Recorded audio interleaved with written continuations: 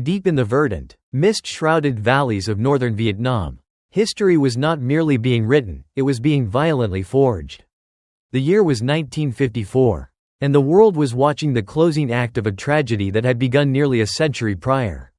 At Dien Bien Phu, the elite forces of the French Expeditionary Corps, commanded by officers trained in the finest military academies of Paris, found themselves trapped in a muddy, explosive hell. They had come to lure the enemy into a conventional battle, confident that their superior firepower, air support, and tactical training would crush the insurgent forces.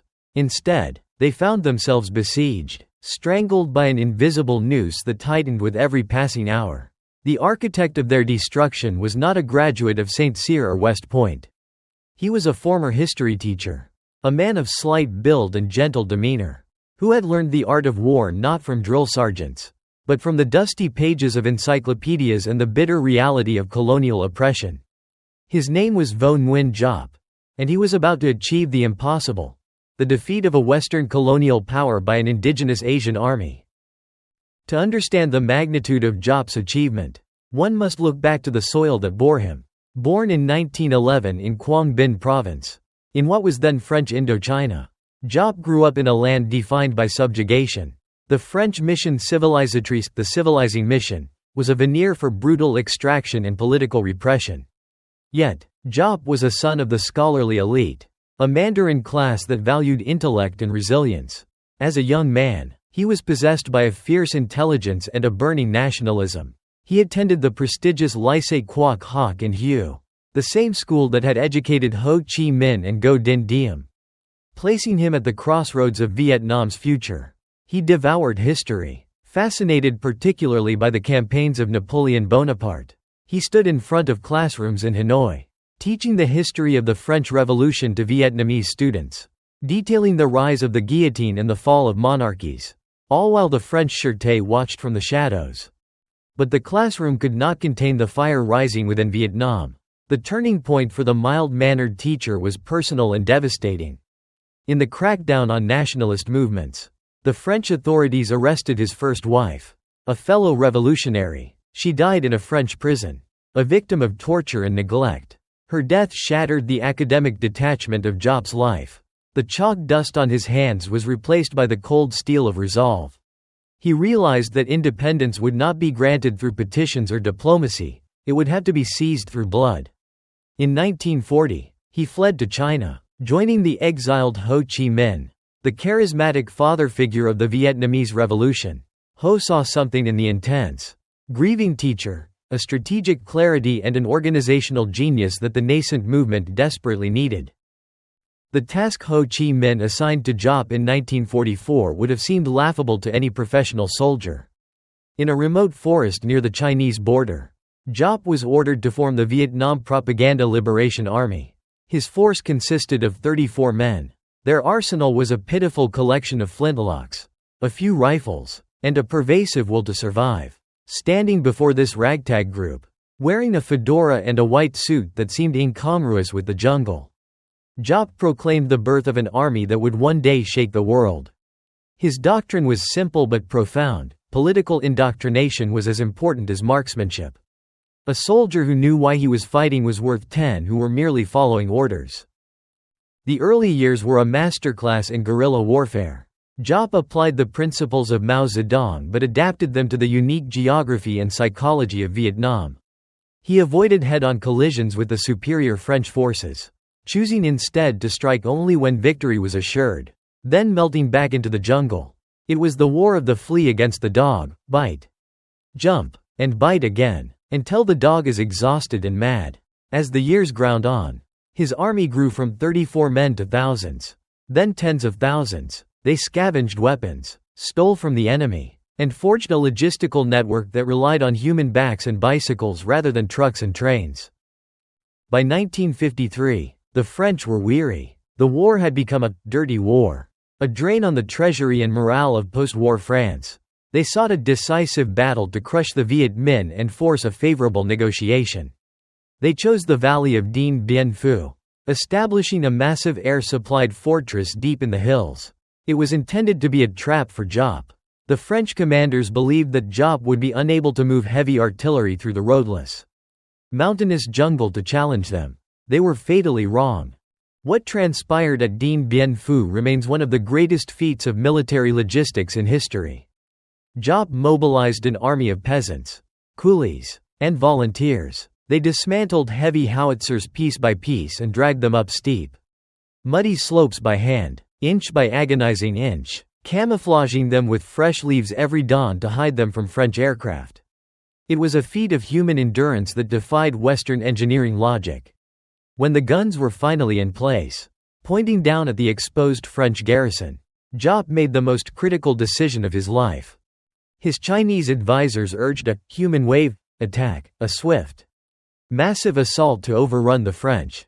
It was the standard communist doctrine. The troops were ready, the adrenaline was high. But Giap hesitated. He surveyed the French fortifications, the interlocking fields of fire, and the strength of their defenses. He realized a human wave would result in a massacre of his troops. In a moment of supreme moral courage, risking accusations of cowardice or incompetence, Giap called off the attack. He ordered his men to pull back and switch to a new strategy: steady attack, steady advance. They would dig trenches, surrounding the French like a python, tightening the siege trench by trench, neutralizing the French air advantage with anti-aircraft guns. When the attack finally commenced in March 1954, it was a slaughter, but not the one the French expected. A rain of steel poured down from the invisible artillery in the hills. The French airstrip was destroyed. The garrison was cut off. For 56 days, the world watched as the pride of the French military was ground into the mud. On May 7, 1954, the French surrendered. The Red Napoleon had done the impossible. The victory signaled the end of French colonial rule in Indochina and sent shockwaves through the colonial empires of the world. However, peace was a fleeting illusion. The Geneva Accords split Vietnam in two, and the vacuum left by the French was quickly filled by the United States. Driven by the Cold War doctrine of containment, Giap now faced a new enemy, one possessing firepower and technology that dwarfed that of the French. The Americans brought helicopters, B-52 bombers, napalm, and infinite resources. Against this juggernaut, Giap evolved his strategy. He understood that he could not defeat the Americans on the battlefield in a traditional sense. He did not need to destroy the U.S. Army. He needed to destroy the American political will to fight. This philosophy birthed the war of attrition. Giap famously, and chillingly, stated to a French journalist, "You will kill 10 of us. We will kill one of you. But in the end, you will tire of it first." It was a ruthless calculus, one that accepted staggering human losses as the price of sovereignty. He expanded the Ho Chi Minh Trail into a legendary logistical artery, a web of roads and paths cutting through Laos and Cambodia, keeping the insurgency in the south fueled despite relentless American bombing. The defining moment of this conflict came in 1968, the Tet Offensive.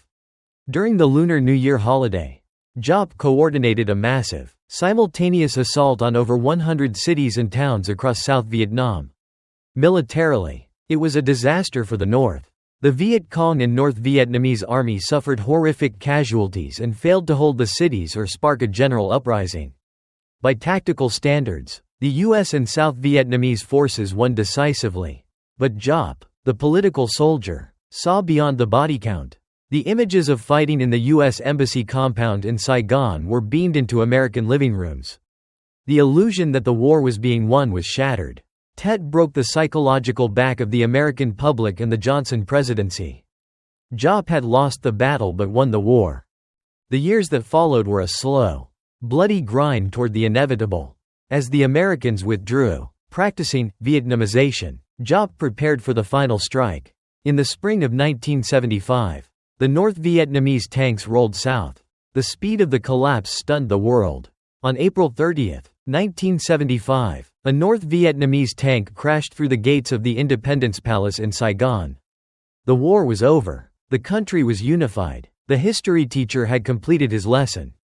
In the decades following the war, General Giap transitioned into the role of the nation's elder statesman.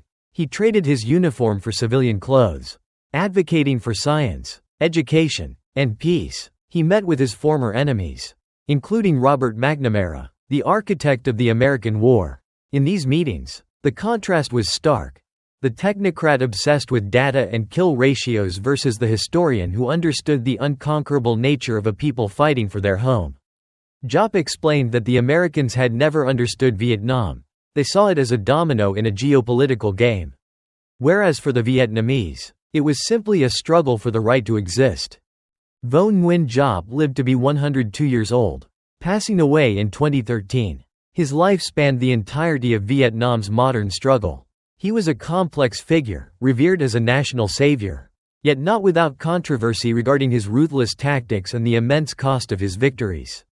Yet, in the pantheon of military history, he stands alone. He was the general who defeated two empires not with superior weapons, but with superior patience. He proved that while technology changes the face of war, the human element, the will to endure, to suffer, and to sacrifice for a cause, remains the decisive factor. From the chalkboard in Hanoi to the bunkers of Dien Bien Phu, his journey was a testament to the terrifying, awe-inspiring power of the human spirit when pushed to the breaking point. He was, in the truest sense, the volcano under the snow.